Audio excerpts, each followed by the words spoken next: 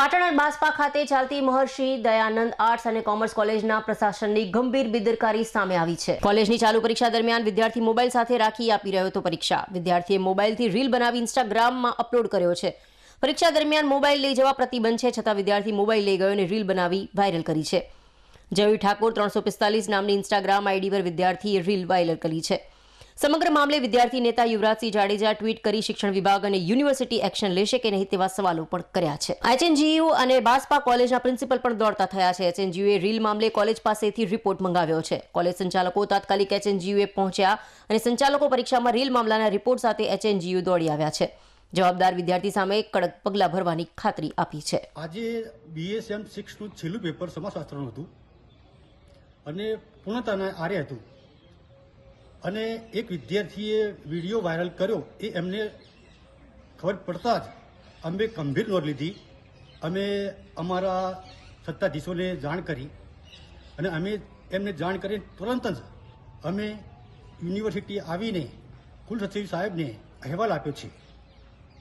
વિદ્યાર્થી સામે કેવા પ્રકારની કાર્યવાહી કરવામાં અમે વિદ્યાર્થીઓ સમક્ષ એવા પગલાં લઈશું કે કદી ક્યારે આ ગંભીર પ્રશ્ન ફરીથી બને નહીં એ માટે અમે ગંભીર પ્રશ્ન સર આક્ષેપ પણ થયા છે કે કોલેજમાં અન્ય કોઈ કામગીરી પણ આવી થતી હોય છે પરીક્ષા સિવાયની। ના, આમાં શું હોય કે વિદ્યાર્થીઓ છે એ અમુક કે સ્કૂલ અમારી કોલેજ છે ને એ ગામડાની અંદર આવી છે એટલે કોલેજને વગોવવા માટેના પણ આ કાર્યો બદનામ।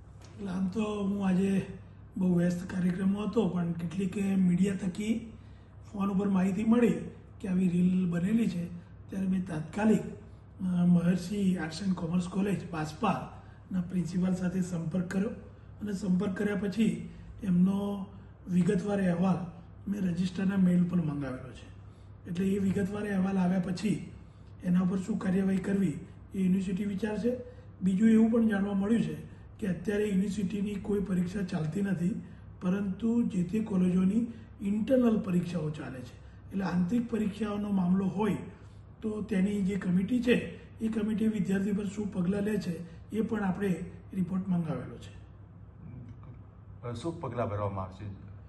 એ આંતરિક પરીક્ષા છે એટલે મોબાઈલ લઈ જવાના ઉપર પ્રતિબંધ હોય છે, તો વર્કરમાં મોબાઈલ લઈ ગયો છે એ જે તે કોલેજના સિનિયર સુપરવાઇઝર અને જુનિયર સુપરવાઇઝર એનું ચેકિંગ કેવી રીતે કર્યું છે એ પણ આ રિપોર્ટ દ્વારા જાણી શકાશે અને આગળની કાર્યવાહી કરાશે।